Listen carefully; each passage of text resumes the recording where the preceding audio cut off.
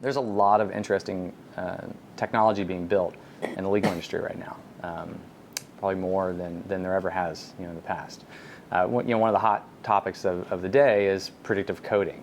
It's a pretty interesting technology. I think in the future, in the distant future, that's how a lot of cases will be run, both big and small. But today, if you look at predictive coding technology, it's got a couple things that aren't just right. It's very difficult to use. Only a small number of people can actually use it. It's very expensive. It's not particularly fast in terms of processing. Obviously, it saves a lot of time. If you use it effectively, it can really cut through a lot of information. But and also, it's typically designed for bigger sets of documents. Yeah, bigger sets of data. Yeah. So it's kind of like what we built, for the discovery and document review. It's traditionally done by technicians, people that really understand the nuts and bolts. Data scientists, I think, is the word for them today. Yeah. And other people, like non-technical people, are, SOL. You can't do anything. So that's going to have to change. You have to build the technology so that it's somewhat invisible, so that anybody can use it. Because it doesn't matter so much about the name of the technology. It's just buzzword. Predictive coding is just a buzzword. The goal of predictive coding is just to get through a lot of information faster and smarter. So however which way you do that, doesn't matter, right?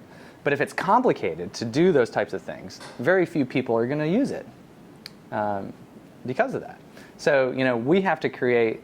We don't rush to anything. We don't rush to these latest and greatest buzzwords. We think about them. We figure out, okay, what is possible to do? Can we make it really easy for all of our customers, not just this 1% of customers to use it?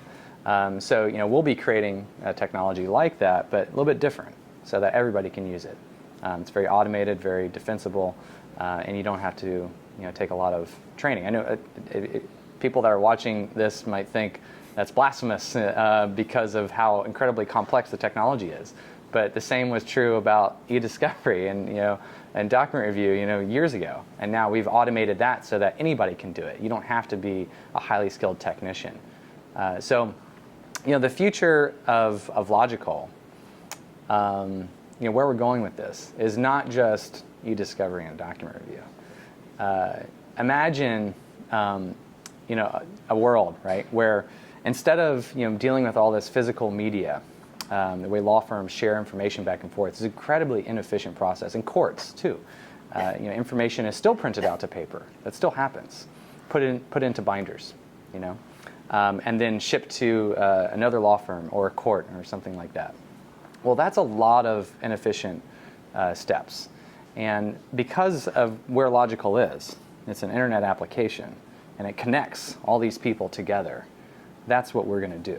We're going to connect all these people together. So instead of our customers today, when they need to get data out of our system, it's very easy to do. But once it comes out, it goes through dozens of steps.